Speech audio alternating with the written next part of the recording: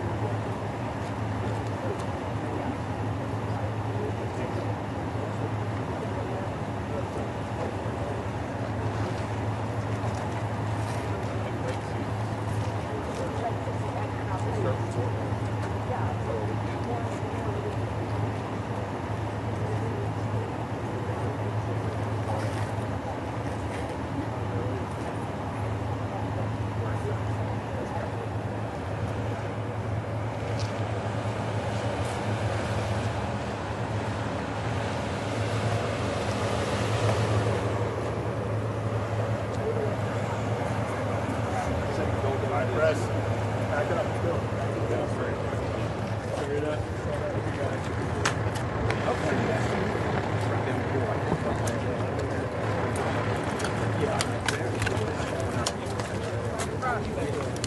Pretty good bit of video? Yeah.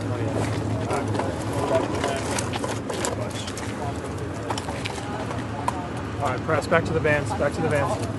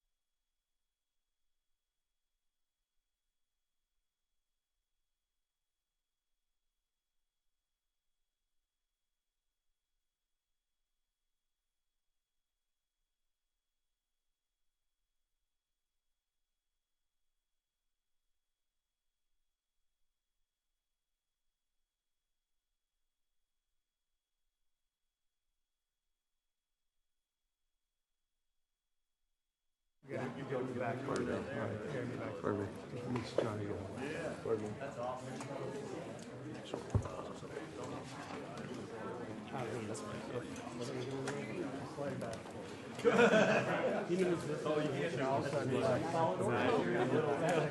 This is for CBS. CBS, that's us. Yeah. Okay. Yep. I should, you know what? I'd rather go deal with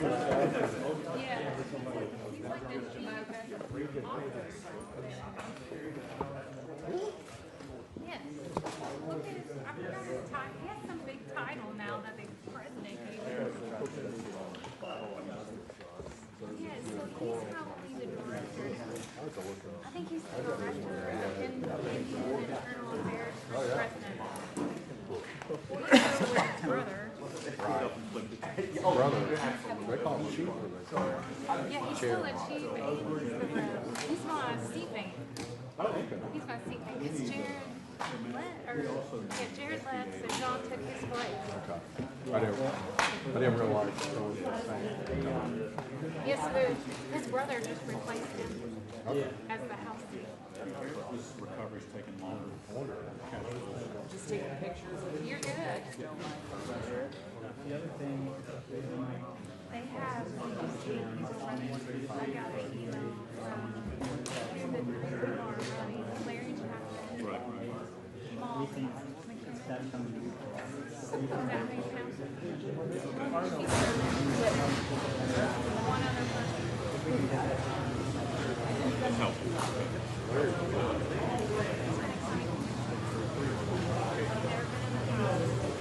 They don't need to do more work. I mean, they really need to. Because the companies are just now starting to. Well, oh, you know, the USDA just sent another 200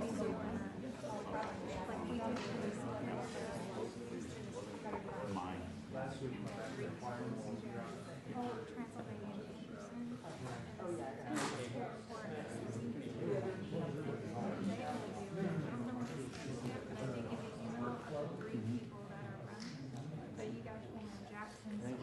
Give it 48.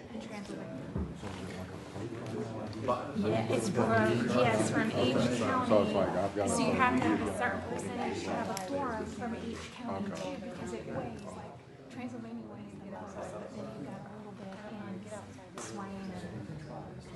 Anyone from the firehouse? Well, what happens if we don't have enough people? Yeah. Well, think about it. Well, think about it. Jake has his. He has the list, Oak has the most, and Rutherford and Montage, we still have a percentage. Do you see what I'm saying? So you have to have representation if we had to replace it. Let's take 30 days. Why are y'all sitting? There's someone, I can see why I needed it right now. Yes. Well, it has to be in his district. Yeah. So it's only that corner. But yes. Yes. So the whole county would be in the meeting, but anybody who wants to run for that would have to be in that corner in McDowell. But that they're still in the district. You see what I'm saying?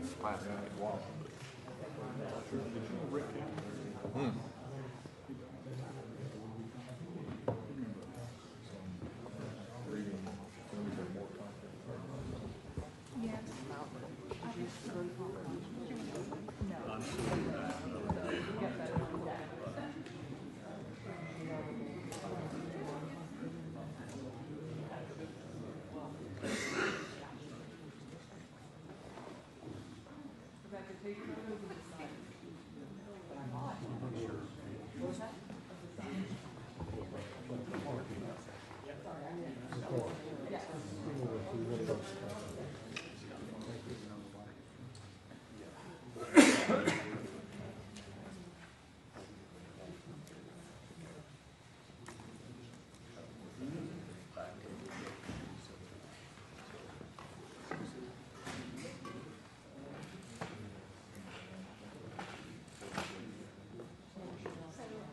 Yeah. It's not. Henderson. Did you want to go back that way? Yeah, that road is not built back. So the road's gone. You know what I mean? It's gone.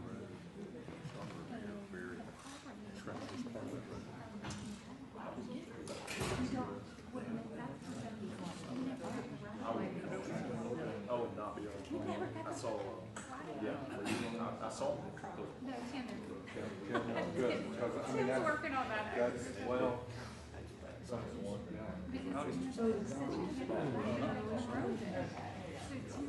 And one of the frustrating things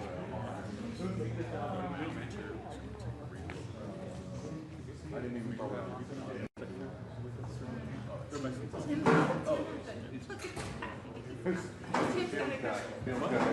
You have all the right of ways, and you guys all together. Tim's got that, don't worry. got what?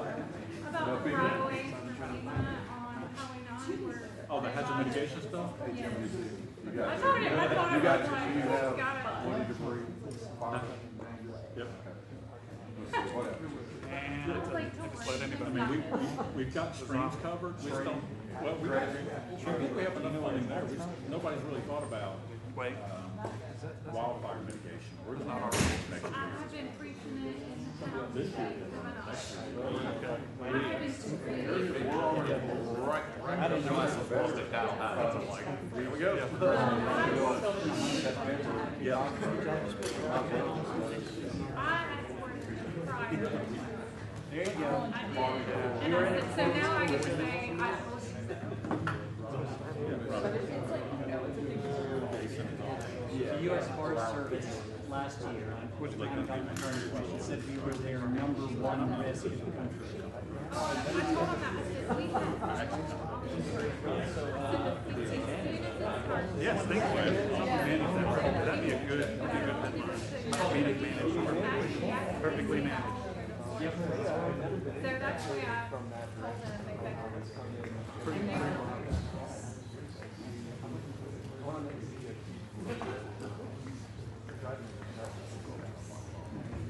I know I can. Or attorney's staff. Hey, how are you? Good to see you. I was like, wait a minute.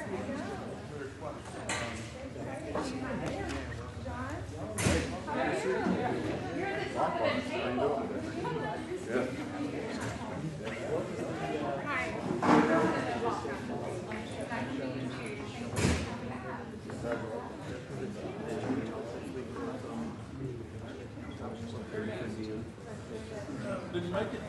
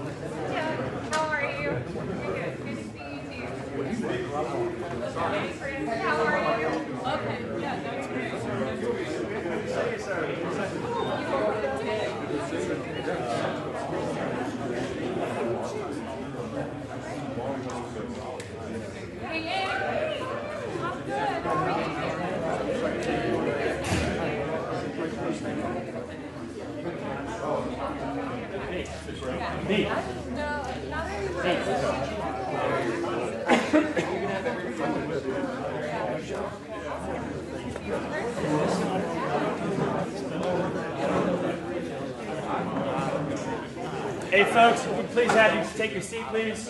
Thank you. Yes, sir.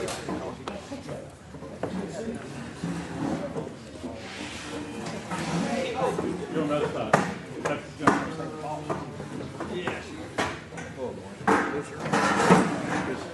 Disclaimer, and welcome.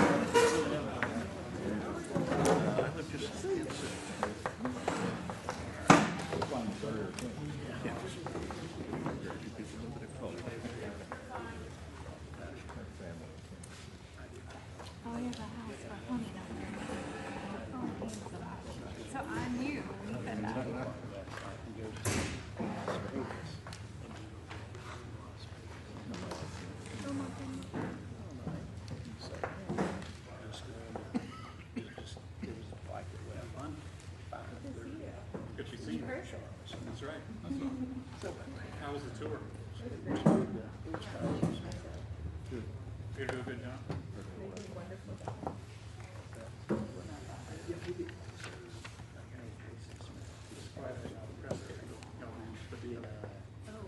Graduates there, and they see they have a lecture series, and they invite us to come speak at that. So, that's what they did.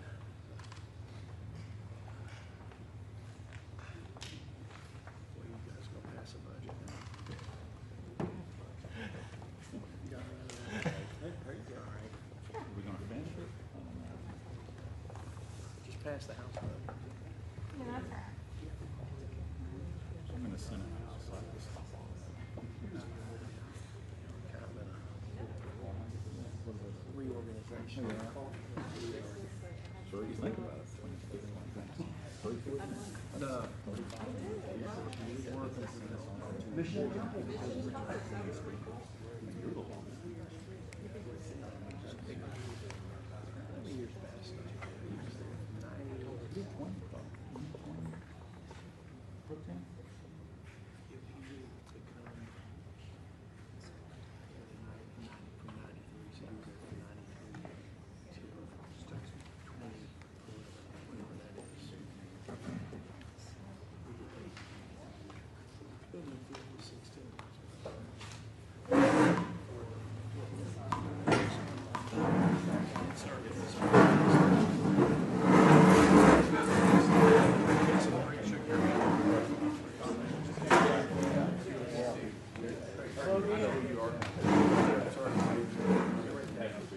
Secretary Markwayne, thank you so much for being here.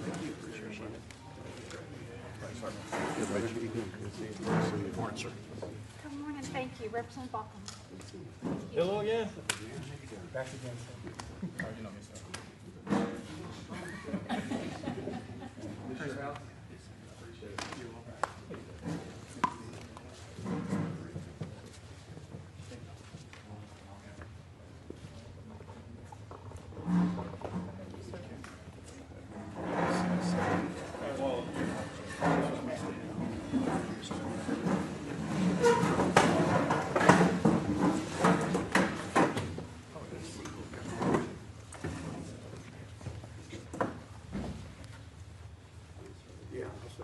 Yeah, thank you everybody for being here.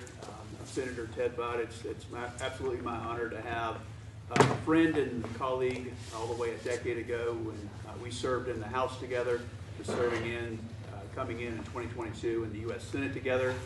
And now it's absolutely my pleasure to have the Secretary of Homeland Security here, Markwayne Mullin. And I tell you what, before the vote confirmation even happened in the Senate, he was on the phone to North Carolina to start arranging this visit.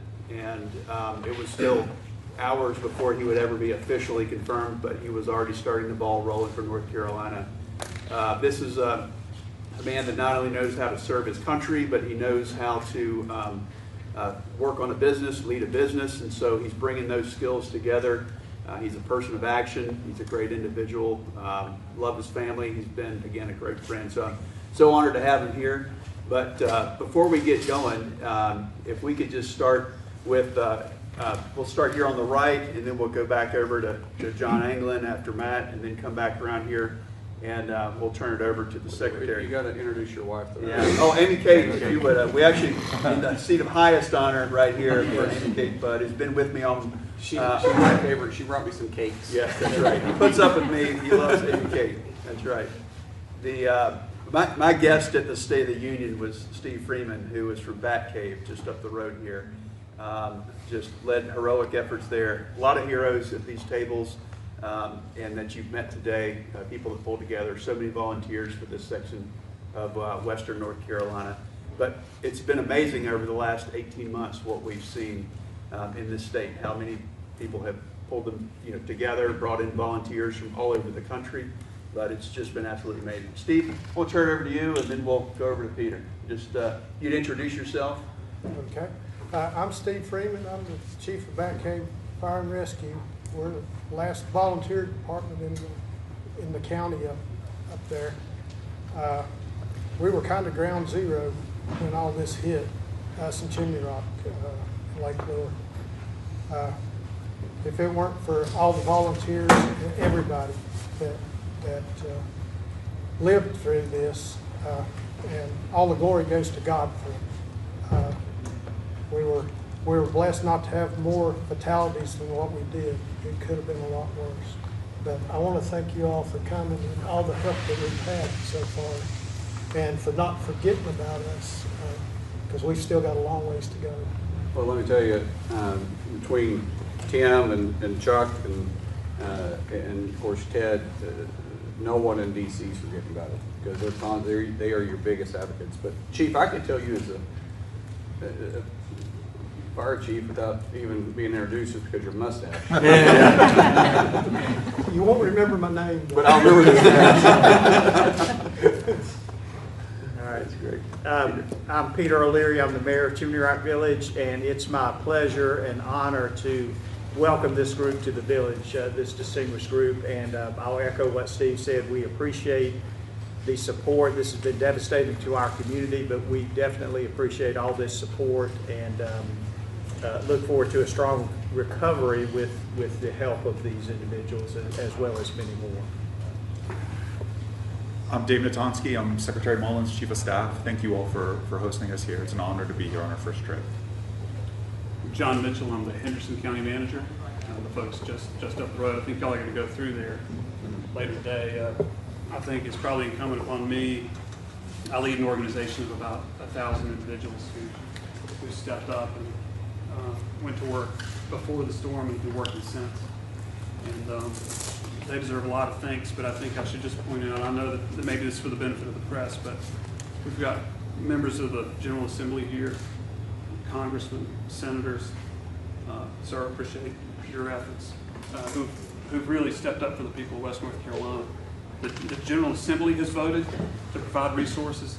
The Congress has voted to provide resources. And I look around the table and I can see men and women here who have been working to get those resources in West North Carolina. I'm thankful that you're here. And just at the risk of going too far, saying too much, I just want to encourage you to give these men and women the ability to make the decisions that need to be made. You know, I think we can endure just about anything if we know how long it's going to be, or you know what, if there's a yes or no answer to it. So, sir, I appreciate you being here. It means the world to us that you're here. So, John, thank you. I'm Jay Alley. I'm chief at Girton Fire Department up at the very top of the mountain.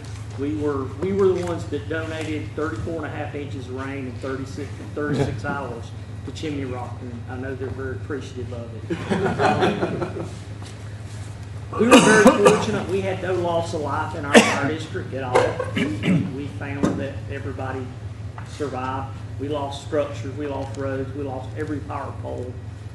We lost a lot. Our station was damaged, but we never shut down. We continued to operate the whole time. If it had not been for volunteers and state and federal resources that came in, we probably wouldn't have survived the whole thing. And so I echo what Mr. Mitchell said. We just keep our back, because we're still struggling. Chief, how y'all doing now? We're still struggling. We're still working on. We still have projects at our station that are still not complete as of today. We've been working on a septic system since the storm, and we still haven't got it completed yet. Just at your station? Yes. Explain that to me, your septic system. The storm destroyed everything. Right, but I mean, you've been working on it since. We had to put a treatment center in. Okay. So we had to go through a whole bunch of different assorted problems. We had to jump through a bunch of EPA hoops and DQE. So you're putting an aerobic system in there now? So hopefully soon.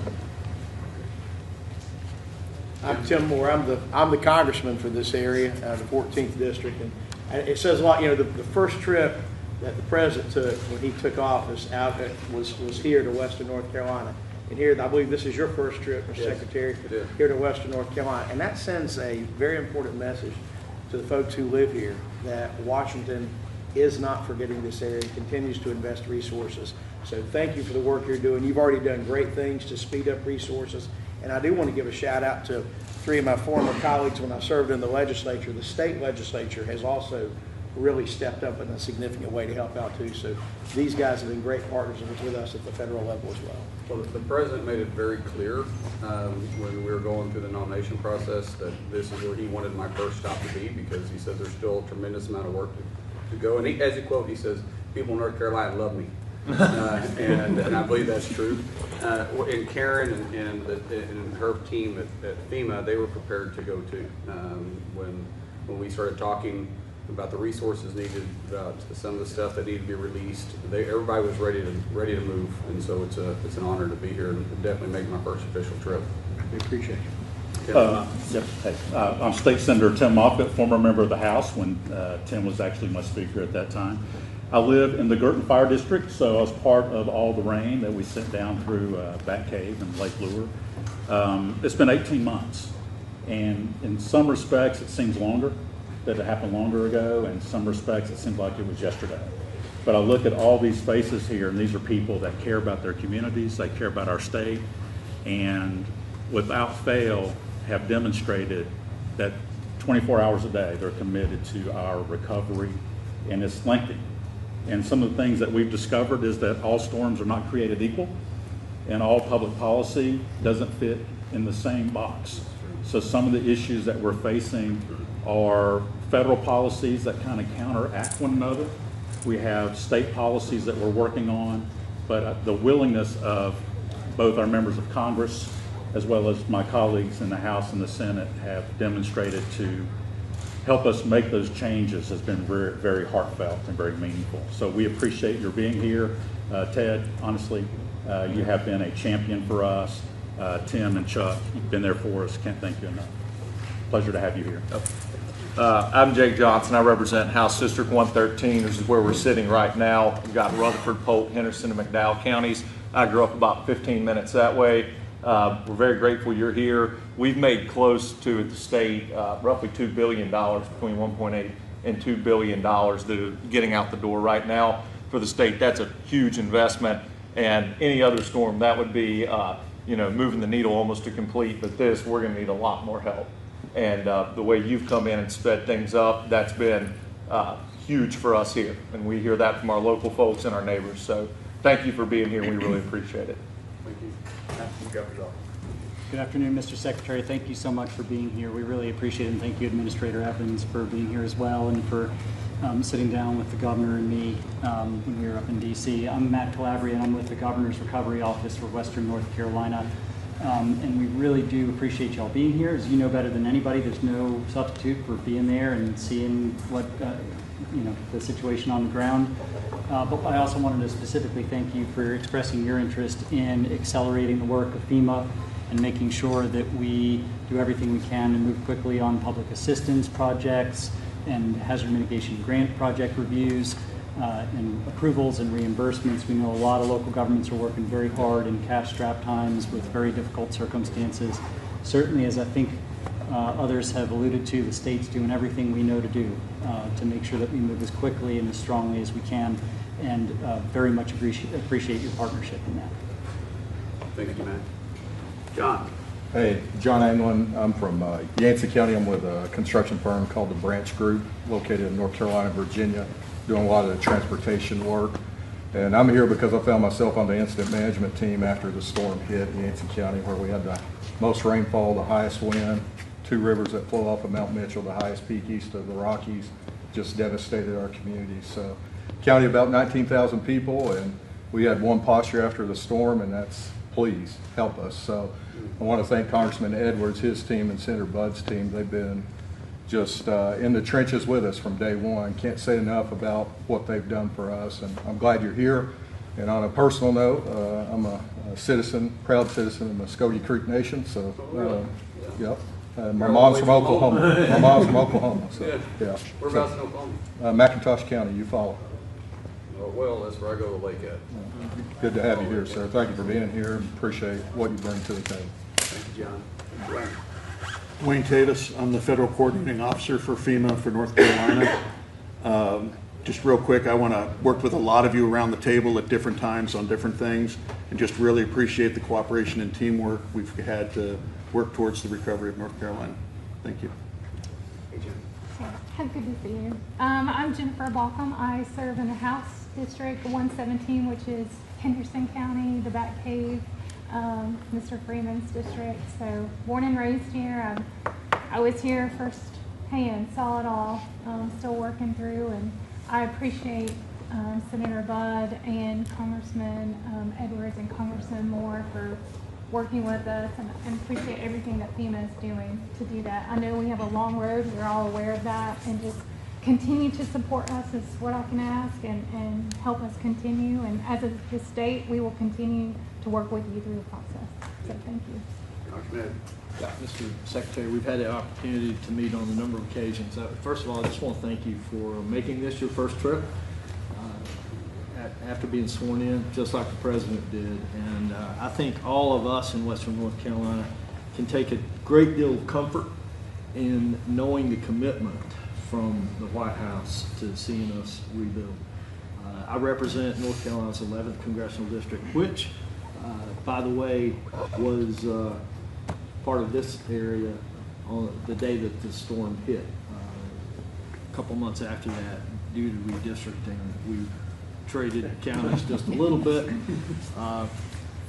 And I want to reiterate that what you see here in this area can be played out in dozens of local communities across the mountains of Western North Carolina. Strong, resilient people that have learned to come together and face the murky waters, no pun intended, of dealing with FEMA, because none of us have dealt with any situation of this magnitude. I certainly appreciate the partnership that we've been able to build in Congress with Congressman Moore, with Senator Budd, with our state legislature. I've got to commend the state legislature for running such a tight fiscal ship and being able to have a rainy day fund, again, no pun intended, to help lead the charge in our rebuild here. So thank you again for making the trip. Absolutely. David. So thank you. Dave Diorio, Mayor Pro Tem of Lake Lure. I would invite everyone to the grand reopening of Lake Lure. It's going to happen in a couple of weeks. I'll tell you, sir, it's a miracle, really. When policy and appropriations in balance come together, amazing things can happen. Thank you all for it's all due to your efforts. Greatly appreciate it. Thank you. I should have postponed it a couple of weeks. And but we couldn't have made it our first. We'll bring you back. Bring the whole family next time. Rob. Yes, sir. Absolutely great to have you here in the region for your first visit. Yeah. For the team here, a lot of work has been done.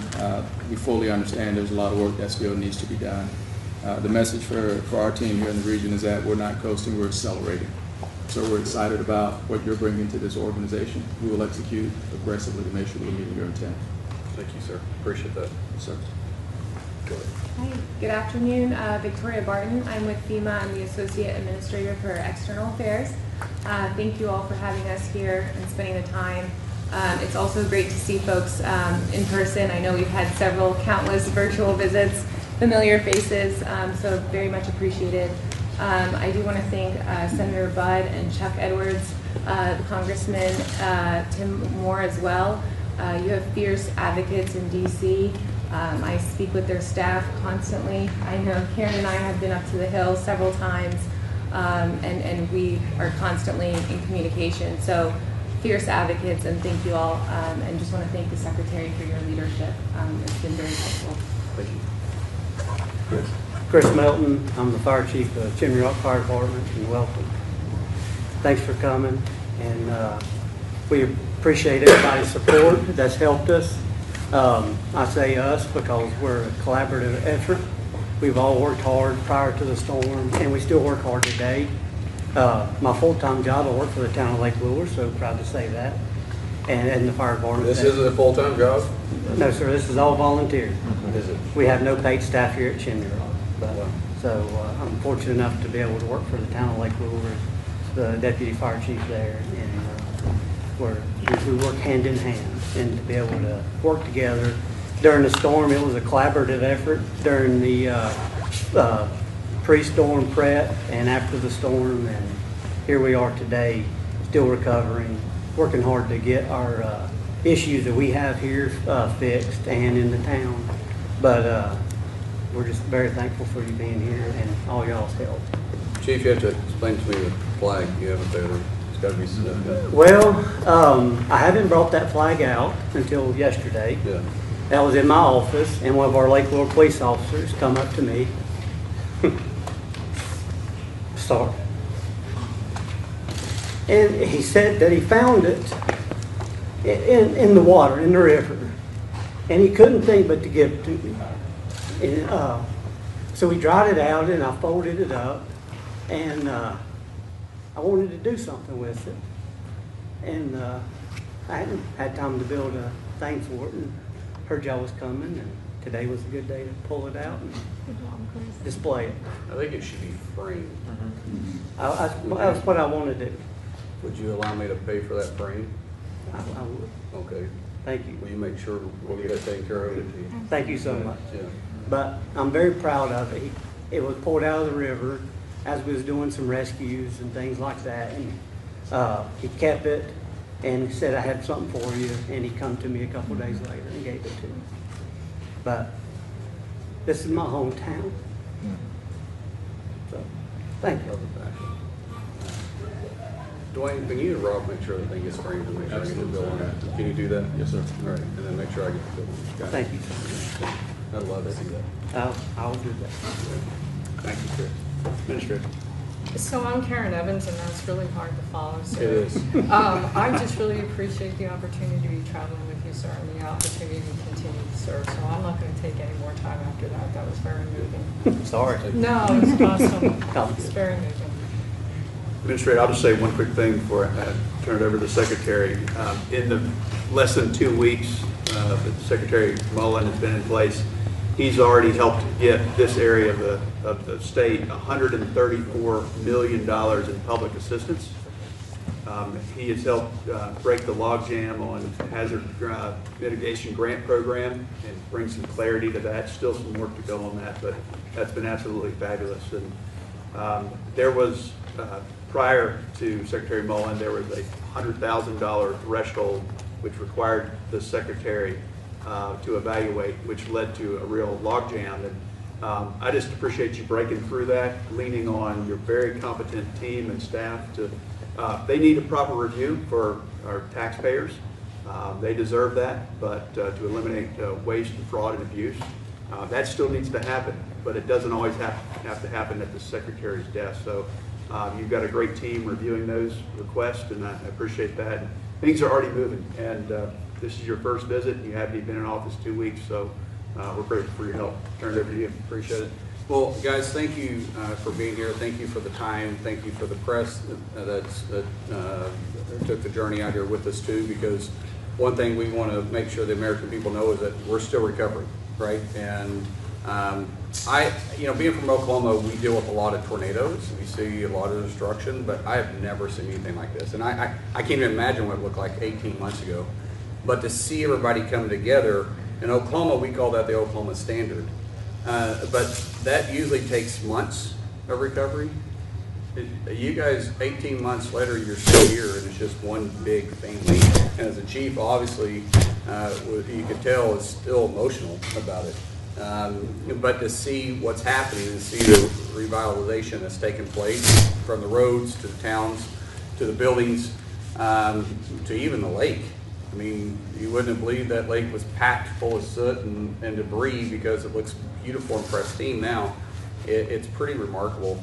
But I'm proud of one, of the work you guys are doing, and two, the work that FEMA has done here too. To make it our first trip to see the private-public partnership from the state level to the local level to the federal level, this is how it's supposed to work.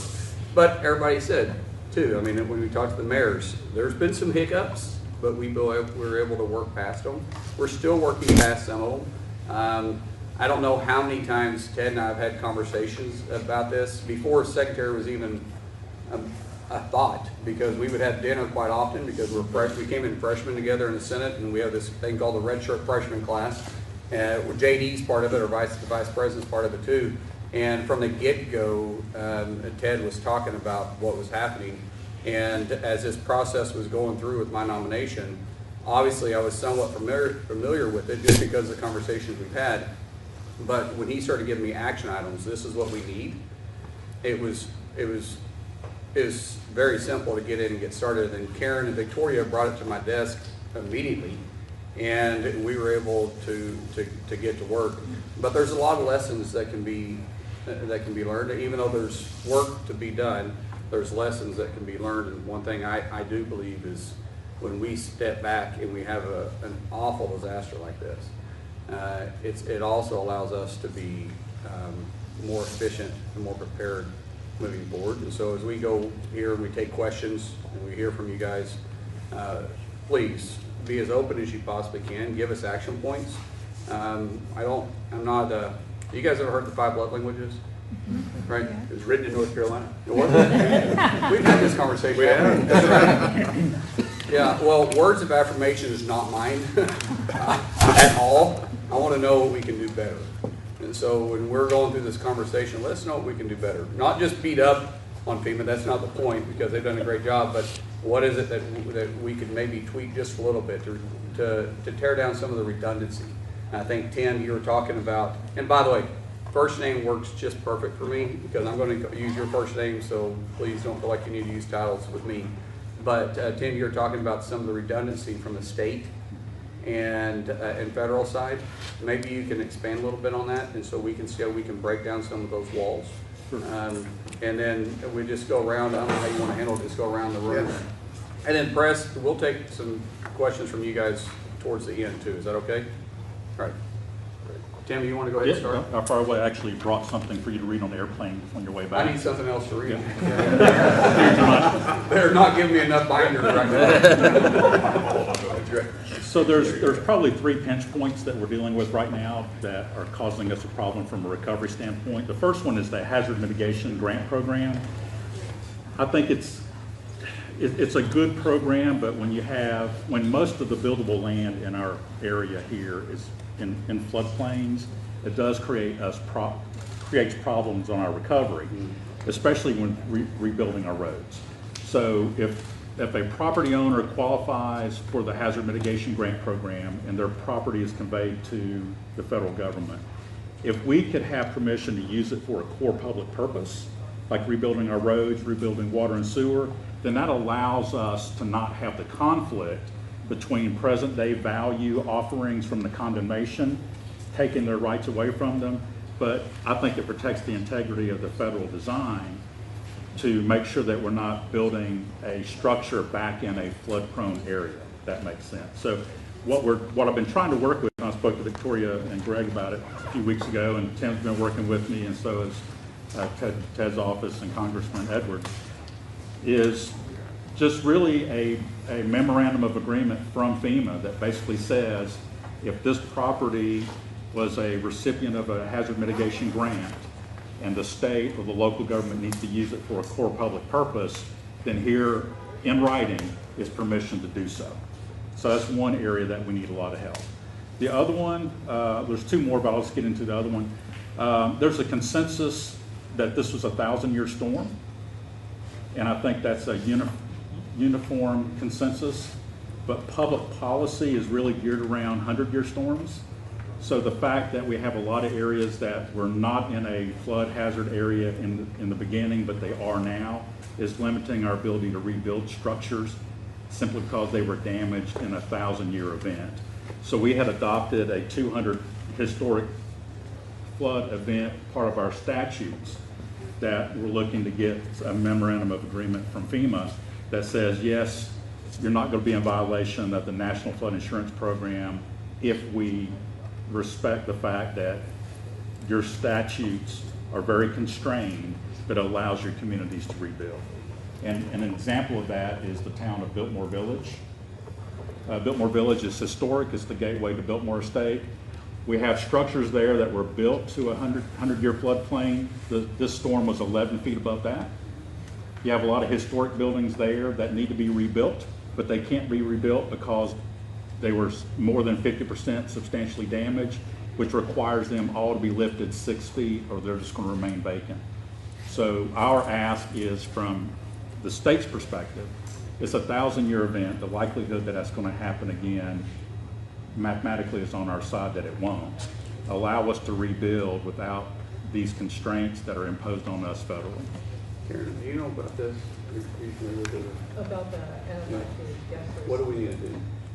We're working through some of those flood mappings now, and so I took a note down, sir, to follow up on his.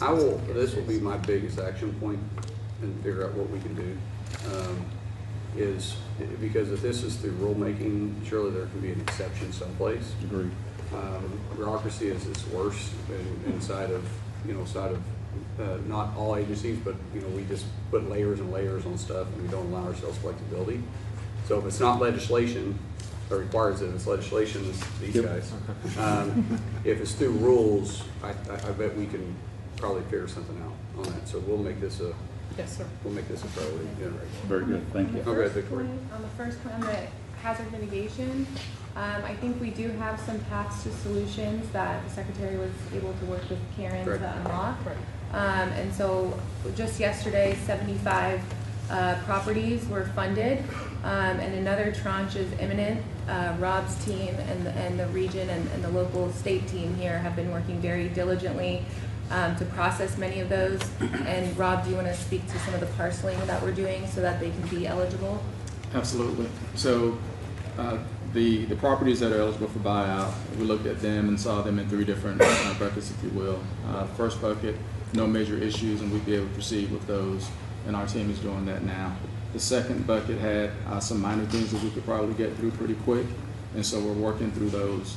The last bucket are the ones that had a nexus with NCDOT, and we have to figure out, we did figure out that we're able to do split parcels, if you will, so that now you can have 2 different funding sources available to pay for those properties, and I think that gets at what you were initially talking about. Can I speak to that, Mr. Secretary? Go to. Okay. So, Thank you, Mark. So this is the problem. So let's say that the property owner has an acre, and we, as the state, need a third of that acre to redesign or rebuild our roads.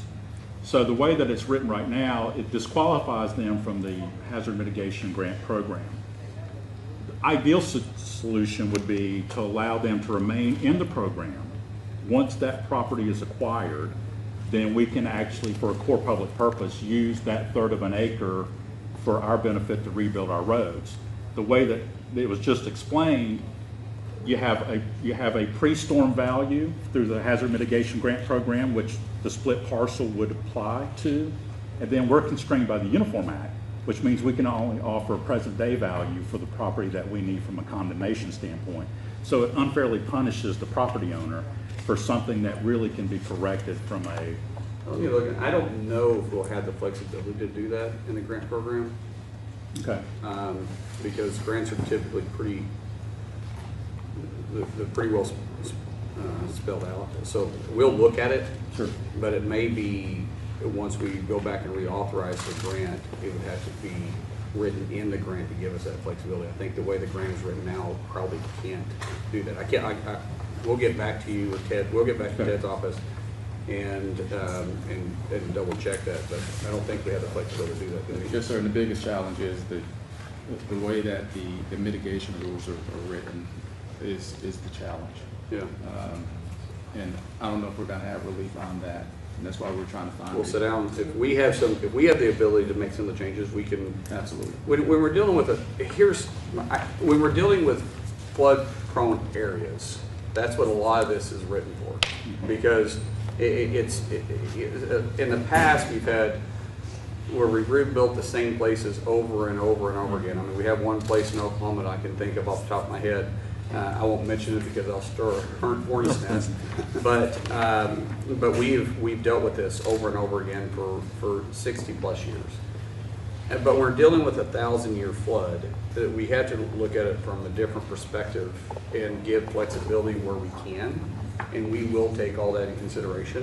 And one of our highest priorities is to clean up this backlog And I mean, that was number one. When I sat down and talked to our components, we were looking at our backlogs, we're cleaning our plates so we can start fresh again.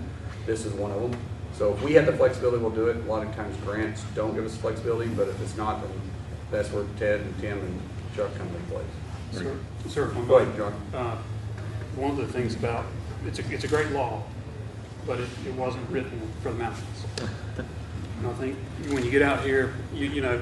I don't really think we were thinking this kind of very When you get out here, you think, it's a good idea not to put this road next to the river, but there's nowhere else for it. I get it, yeah. And one of the things that I'll just kind of like put on top of this, there is a deep sense of urgency because all these things cascade into one another. Imagine a family up here in one of these 50 hazard mitigation buyout properties, some of which you'll drive by today. They've been waiting for 18 months, and there's probably in the housing assistance provided by the federal government, they can't go to the next thing until this completes. And the thing, I've worked for the local, state, and federal government. The idea that these two laws would conflict and that they could not be untangled, it just can't be. And I know the strength of the Congress and the General Assembly. I know why it was that way, and Mr. Ash and the rest of these folks, Dwayne, you worked very hard on all this, and I think it's great. And they're cleaving to the law, which is what we would all expect. But there must be a rule that can be implemented, or some clever lawyer that feels. Listen, I'm still trying to figure out how to get my DHS funded. Yeah. So I would just beg if we can all. There's plenty of solutions, I'm sure, that come up. Maybe I could come up with one, or the senator. Oh, I've got the solutions. But there must be some sense of urgency because we're in a holding pattern. These gentlemen are too.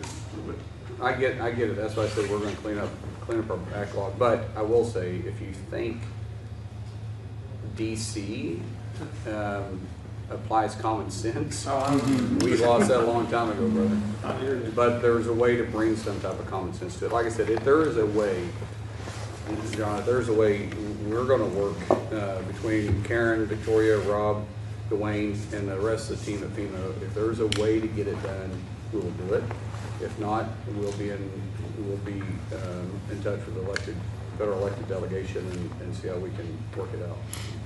Just, if I Go ahead, Matt. Just to build on Mr. Mitchell's comments, obviously we have. By the way, the governor called and explained to me why he wasn't able to make it here, and I really appreciate the phone call. Well, I'm a poor substitute, but I'm glad to be here. Yeah, we talked for quite a while. Thank you for doing that.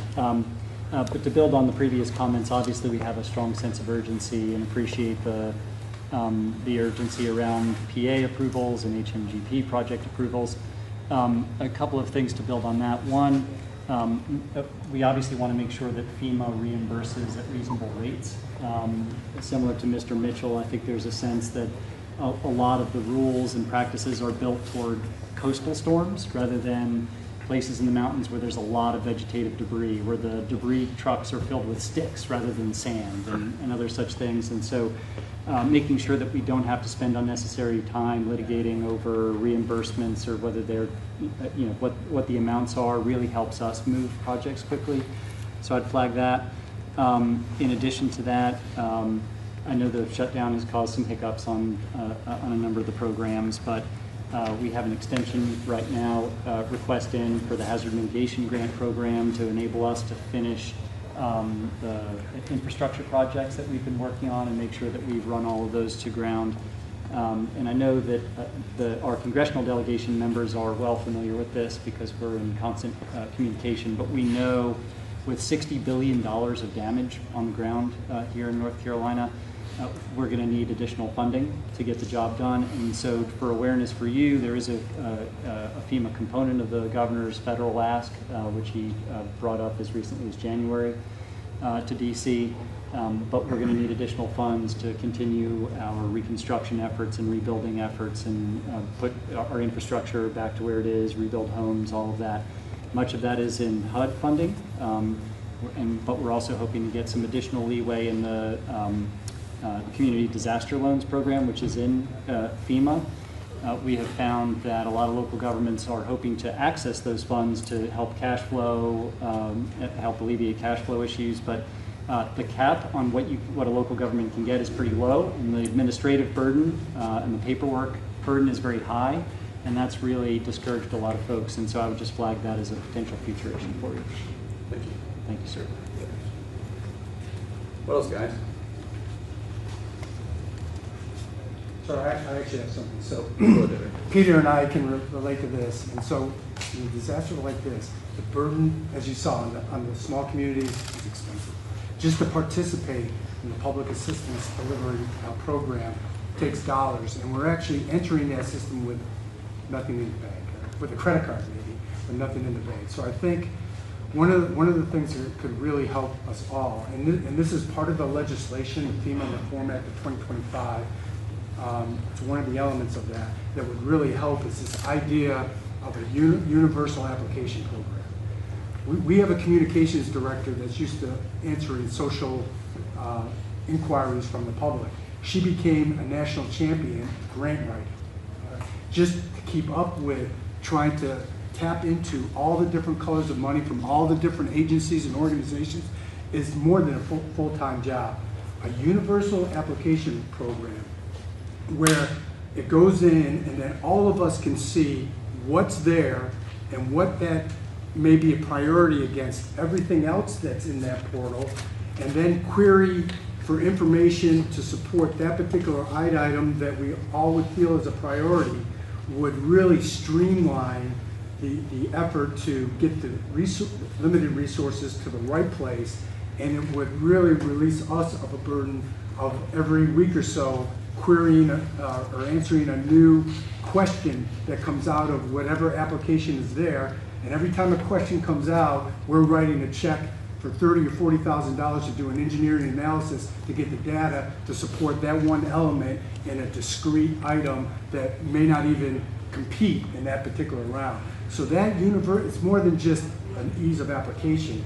I would say it's a window for all of us, especially for state engagement, to take a look across the board of where resources need to be allocated, and it would really help us out a lot. I just put that out there as maybe something that we would, even if the legislation doesn't go through, we may be able to do. Okay. Yes, Well, we are working before the pilot with HUD, so you guys have brought up HUD. Just specifically for that reason, and so we're working jointly with them to have that data visible between us and HUD so that you don't have to continue to fill out the application going forward. Yeah. And our goal is to have it operational before hurricane season starts this year. So we are working on that right now, so to start making it easier with the data portability piece. Thank you. So we hear a lot of people talking about maybe what's wrong with FEMA at times. I'm curious to know what y'all see as being the solutions to, try to see some change. I know it's 2 weeks for you, but I'm just curious to know what y'all are seeing on the ground right now to kind of get some things moving in that trajectory that you find is fitting. Here in North Carolina or overall? In North Carolina. Karen or Rob, you want to take that? Well, Rob, I think you should start. I'll start.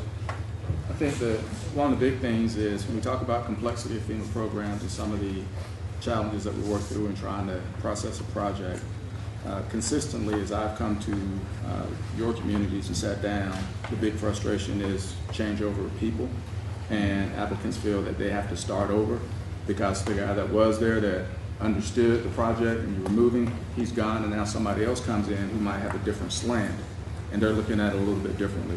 And so we're making folks do work twice, if you will. If it's something that's complex, being able to start it, work through it, and then figure out, okay, how do we get it where it needs to go? Because I'm about escalating issues. You work it at your issue, and when you can't solve it, what's the escalation strategy and the trigger to get it to the next level? And for me, until I say as the acting regional administrator, we can't do something, then that means we can do it. And at the point that I can't do it, then I'm going to Karen and say, ma'am, I need help on this with her team. One of the things that we will do is bring more stability to the team that is here. When Dwayne, who's been doing a great job here, transitions out in a couple of months, His replacement will be Jordan Rink, and he won't transition out again. His permanent role will be as the director of the office here leading the recovery. That will go a long way towards bringing consistency, and we'll continue staffing him out with staff that are consistent and they're not rotating in nature, so that you have the same people that you're working with. But also it gives Jordan the idea or the understanding of this is an issue and he can take it from cradle to grave and actually get it fixed. So the same person is going to be there working with you. I won't get into the policy piece because that's one that I can't speak on. But in terms of the energy and the effort that we'll put forward, more engagement. When there are issues, my expectation is just what I told you, sir. I'll be back here in a few weeks and we're going to sit down and work through what you want to talk about with mitigation.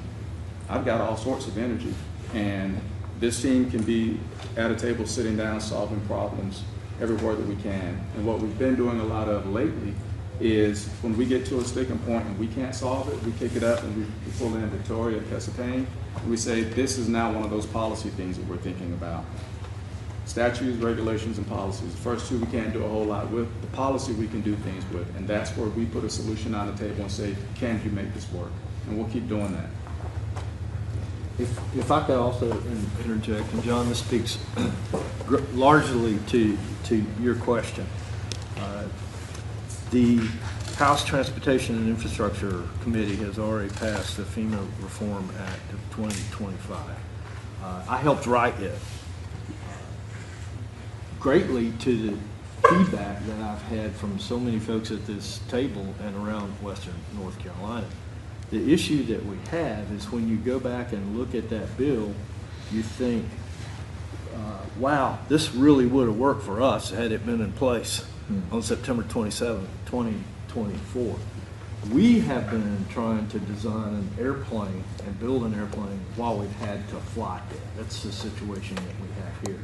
I've been working to get this bill heard on the House floor, but I think that a competing or maybe a complementary element here is that the President put in place a FEMA Review Council when he first came into office. That council has been doing its work and taking feedback from the same people here at this table that I just referenced. It is, and I've had the benefit of testifying before that committee, using a large part of what you have taught me and some of the frustrations that you've had.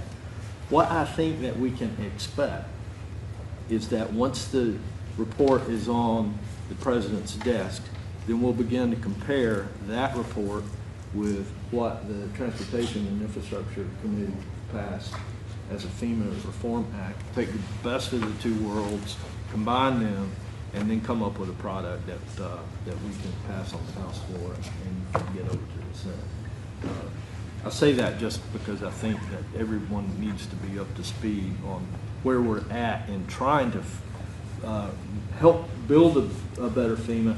At the same time, we're faced with the urgency that John was speaking to earlier. And I think one of the frustrations that we were hearing from citizens were, and this is going back 18 months, those 3 months after the storm hit, they saw contractors on the ground. They saw the machinery. They saw people ready to get going on debris removal. And even up to 6 to 8 months later on subsurface debris removal in the lake was a big one. And we kept hearing, well, we need more evidence to know where the debris is. And we're sitting there going, well, there was a town above it. It didn't come out below it. We got a pretty good working theory on where the debris is. As soon as they got out there and actually saw it, started doing sonar and things, like you could clearly see there were entire buildings down there, RVs, propane tanks, everything else. But that was frustrating for our people here, calling us going, we see the guys sitting out there. We see the contractors sitting out there. Why are they not moving anything? And then the contractors are just as frustrated calling us going, you know, we're just waiting on a work order. We're waiting on a signature saying we can start removing stuff.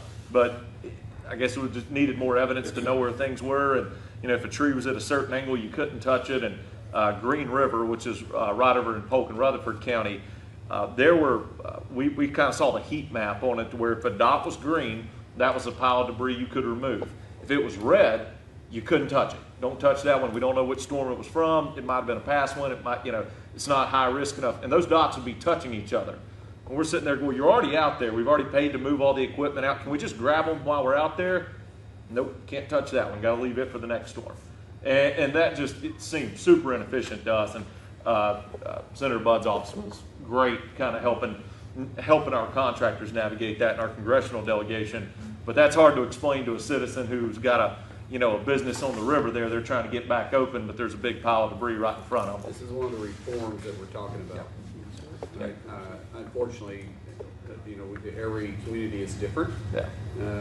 And Washington, D.C. unfortunately treats it as the same. Yeah. Which is why when we start looking at reforms, what role does FEMA play? Yeah. I look at it as FEMA should never be actually the first responders. Right. That's the state, that's the county, that's the municipalities, but we're able to help fund it and then give you guys the flexibility. That's what I would like to see, is to give you guys the flexibility to make common sense decisions. Those contractors did a great job. The ones that were out here, it was me. I was like, no one's looking, just grab it. But they were by the book. They did everything by the book, the way they were supposed to, and they were just like, our hands are tied. We're sorry. So, no, I get it. That may be one of the reforms you're talking about, but the Chimney Rock Village, one of our problems early on with debris, we had people ready to move it, but we're on a reimbursement system as opposed to money up front, and we just don't have the resources to pay for those contractors right up front. And it was a long process, a very long process to get reimbursed for that, which I understand that system, but that's been advanced before at other meetings. Is there a way to at least get that initial money out quicker, and then figure out the We actually details? talked about this, Victoria and Karen and I spoke about this just recently, and Rob would probably bring you in the conversation too, because by just what you're saying, putting somebody here from the conception to the grave, I think is vitally important.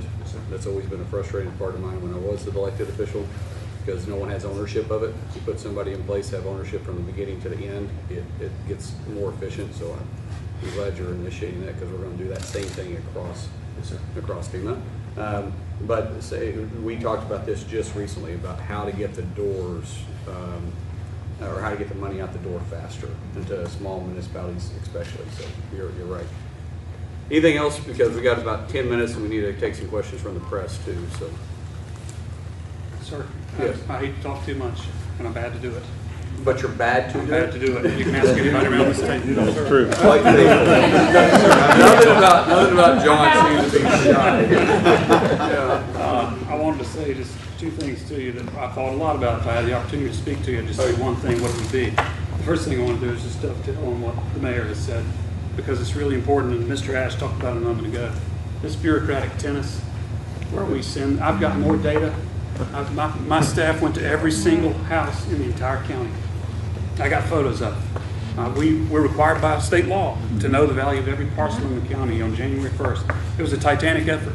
We've got all this data, and we work very closely with FEMA to make sure that we're identifying the debris, Chief, that needs to get picked up.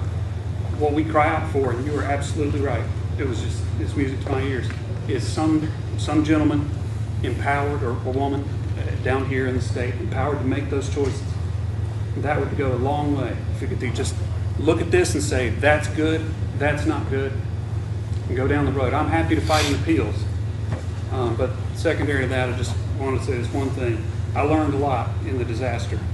But the one thing that I think the rest of America needs to hear, and I pray that you would think about, is just how much these particular devices rule the lives of the citizens. Yeah. Everybody's money is on here. They talk to their government. They talk to their families. When the cell towers went out and we had no ability to get cell service in here, it left our people in the dark. And my great fear is that if there's not some work done by the federal government in coordination with the state, that there will be another disaster where we're without service for 14 days. That means people couldn't go buy a formula, they couldn't buy gas, they couldn't access the money that they had in the bank. So I There's actually work being done on that already. I just had to offer that, sir. And I We'll take some questions. Yes, ma'am. Secretary Mullin, thank you so much for being here. One on-topic question, one off-topic. I like the on-topic. All right, I'll start with that then. Nicole Skangas, CBS News. Are all FEMA employees, along with the rest of DHS, being paid right now? And what can you tell us about the next permanent head of FEMA, and under FEMA 2.0, the agency they'll lead? What will that mean for states like North Carolina? Because of President Trump's executive order, we're going to be able to get everybody paid through pay period 6, which is basically all their back pay. A lot of FEMA employees still owe or still half of pay period 3, 4, 5, and 6. We expect most of those checks to be in their banks by Friday. Some of the financial institutions may have to wait till Monday, but the majority of everybody will be paid by then. Going forward, we got to wait on Congress. This was kind of a rifle shot. Our payroll is very expensive every 2 weeks. The one big beautiful bill does allow me to pay officers, but not administrative staff. Where is the other money coming from, if you don't mind me asking? On what? The administrative staff, how is that being funded? So that's being paid through the one big beautiful bill. So we're taking it through it's 90007. It allows the president to basically have a little bit of flexibility with I wouldn't say a slush fund, but with the dollars that were set up to allow us to do stuff just like this if we had to, but it takes an executive order to move it. So that's where the president came in to be able to get everybody paid. It's remarkable. I mean, think about this. This is the longest shutdown in history. And it's because the Democrats, they want an open border because they don't want to fund the Customs and Border Patrol, and they don't want to deport those that are here illegally. And it makes no sense to me. I mean, because you enter the country illegally, and now you want to also defund the border that's keeping them from keep coming in, and they're willing to defund and shut down 22 agencies that are tasked with keeping the Homeland safe. That's like defunding the Department of War, because once you get to our shores, Department of War stops, Department of Homeland begins to protect us, and now we're in the longest shutdown in the U.S. history, all because of some political theater with the Democrats, because really they're afraid of their primaries, and it's putting people's lives truly at risk, because we're at a critical point to maybe not be able to fulfill the missions that we have to keep the Homeland safe. But yet at DHS, all 22 components are still up, still operating, and people are still showing up to work. That's a tremendous amount of dedication of employees that I get to be over right now, and I'm really honored to do it. But thanks to President Trump, we're able to get them paid. But moving forward, it's Senate and the House have got to come together, and we would hope the Democrats would join us in this. And I'm not trying to play politics, it's just the facts that we're dealing with right now. And if it goes through reconciliation, CBP and ICE, it's not like any reforms will actually get done. Exactly. And what we'll probably end up having to do, which the play call is right now, is that we're going to do 20 agencies through regular appropriations, and then 2 agencies, ICE and CBP, because the Democrats won't allow anyone to vote for it on their side of the aisle. We're going to have to do it through reconciliation, which is fine, because we'll do it for 3 years for the president's term, and that way they can't shut down the government September 30th again, because we don't need to do this, for the 5th time since the Democrats started playing games like this. Very last thing quickly, Yeah. You mentioned yesterday that you're taking a hard look at international airports. Can you talk about what options are on the table for sanctuary cities and CBP there? Well, seeing that the Democrats want to defund Customs and Border Patrol, I have to prioritize where we're going to put Customs and Border Patrol screening at. It doesn't make a whole lot of sense to me. I mean, obviously I'll be visiting with the president about this, but it doesn't make a whole lot of sense to me that we would process Customs and Border Patrol at an airport and then release them to a city that they're not willing to enforce immigration policy. It just doesn't make any sense. Somebody may explain that to me. Maybe it's just Oklahoma common sense that says that we shouldn't waste the taxpayer dollars that way. Because if I'm going to have to prioritize where my agents are at, then let's work with communities, let's work with states that are going to work with the federal government to enforce immigration policies and laws. Yes, sir. Secretary Mullin, I'm Chris Peterson with WXI TV. You talk about this backlog, and I realize you've only been in the role for 2 weeks, but do you have any sense of how this backlog happened, and what are you proposing to do to expedite funding to the people who need it here in Western North Carolina? Backlog would be maybe prioritizing, putting our the most pressing issues forward and making it a priority in the agency, making it a priority with FEMA. I mean, we have, today I'll be briefing the President on 22 other disasters around the nation. So disasters are happening constantly. We have to start looking at where we're going to be when hurricane season starts, what's on the backlog to be able to move them forward so we aren't entering hurricane season behind. So we are trying to push this stuff forward as fast as possible, make sure that we are not overlooking, because when the next storm happens, last year we're very fortunate. We didn't have a hurricane hit the United States. So North Carolina has been able to be a priority for FEMA and for President Trump, because nothing's taken its place. What we want to make sure is that it's taken care of before the next hurricane happens, because the chances of us having 2 seasons in a row without a hurricane happening just isn't very likely. But I'll be praying that it does. A lot of this, I'd add, is just leadership, because we had the 100K threshold before, and that was really creating a bottleneck at the top level. But now that's been pushed down to trustworthy staff. Again, that's being reviewed, because taxpayers deserve that. You want to eliminate waste, fraud, and abuse, but that doesn't need to all go to one desk for the secretary. He's sharing that burden with his team, and he's put a good team together.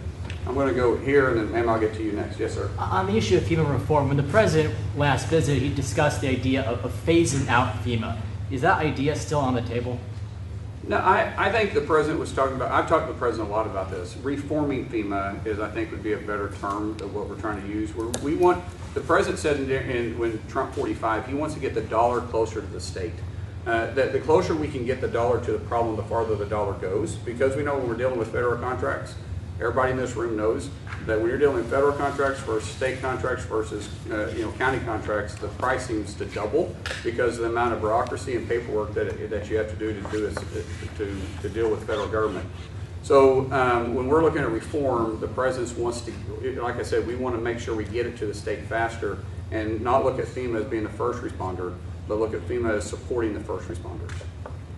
Courtney Davis with Spectrum News. You know, it has been 18 months, and while there weren't other disasters and everything, a lot of people in Western North Carolina have told me that they do feel that they have been forgotten and everything. What is your message now that you're in this role? I know that you released the money for the 75 homes, but for the other people that are waiting for the next level to be approved and for that money to come through that are still waiting 18 months later, especially with hurricane season around the corner and some people still living in campers? Well, first of all, by the look of the room, they haven't been forgotten. And I know, because I work with this federal delegation, that it's a conversation that happens almost every day. For what Rob said earlier, we got the first 75 out, but we're looking at the other ones. Honestly, we did this which ones are the easiest to get done, and we're going to work all the way to the hardest ones. Sometimes maybe you should work to the hardest point and work the way to the easiest, but we got to get the money flowing at some point. That's part of the backlog. But hold tight. Federal government isn't going to take care of everybody's problems. That's not what we're designed to do. But we're there to help ease the pain. At the end of the day, we're going to do everything we can possibly do to make it happen, but I still got to be responsible for the taxpayers too. Last question. One question. You had mentioned that the federal government could fund some of these as a main role as a funder, but do you anticipate that states should be taking on more of a role in that funding?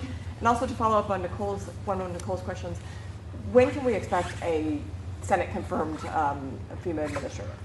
Well, first of all, Karen's doing a great job as a placeholder for sure. I'm going through the process of trying to find a replacement right now. We may have identified someone, but we're still. It's a long process. Care to share the name? No. But it's a long process, and it's a large task ahead of us too. And the confirmation, man, I don't wish anybody to go through that confirmation process. That was an interesting experience, but it's still part of the process to have to go through. So, as far as funding, we don't really anticipate the state having any more financial burden. We just want to partner with them a little bit more. If FEMA, as I said, we shouldn't be the first ones in and the last ones out.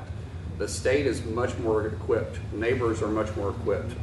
Local mayors are much more equipped. Emergency response from the state's much better equipped than FEMA, but we can be there to get them past the first heavy lift to let them start rebuilding, and then we can just be, hopefully the way I see it is that we can help fund the recovery after that. Ma'am, go ahead. Secretary Mullin, Allie Bradley with News Nation. I wanted to follow up on the customs question, because if you do this at international airports, what would that mean for international travels and for imports? And also, have you been having any conversations with any leaders in any of these sanctuary cities about what this would look like, or about them working together? We're going to start having those conversations. As I said, this is just something I'm thinking. This isn't something that I'm necessarily going to do, but it's when I have to prioritize where I'm putting my Customs and Border Patrol, because the Democrats aren't willing to fund Customs and Border Patrol. It only makes sense for us to do that. I mean, I'm not going to punish people that are wanting to fund Customs and Border Patrol, but I have to prioritize it because my funding only goes so far. And then when we start looking at sanctuary cities, as I said, if they're not enforcing immigration laws, then why would I be processing immigration in their city and turn them loose in their city?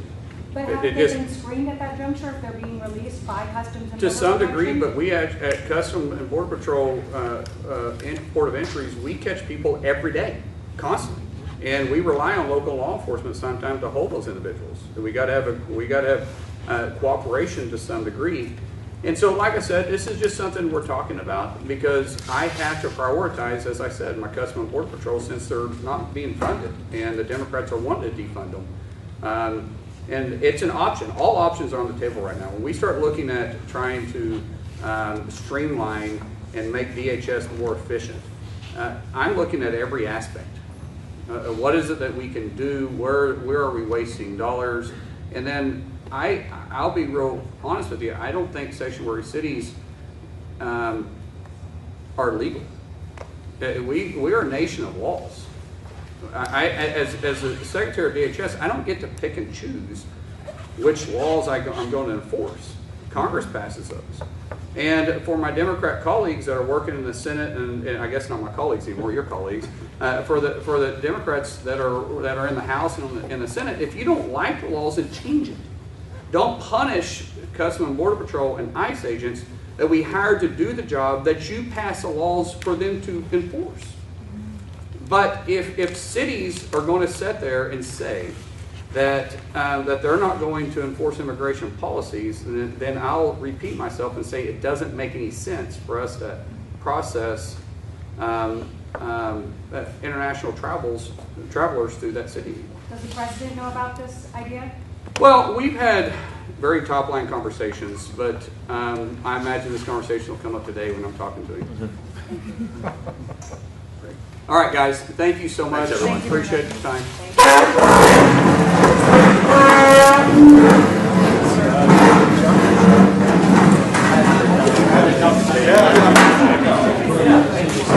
Break down our equipment, but stay in this area.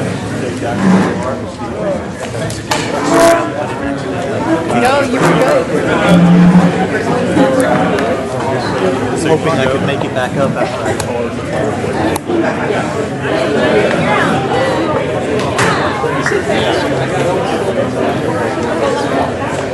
Hopefully I have some practice shooting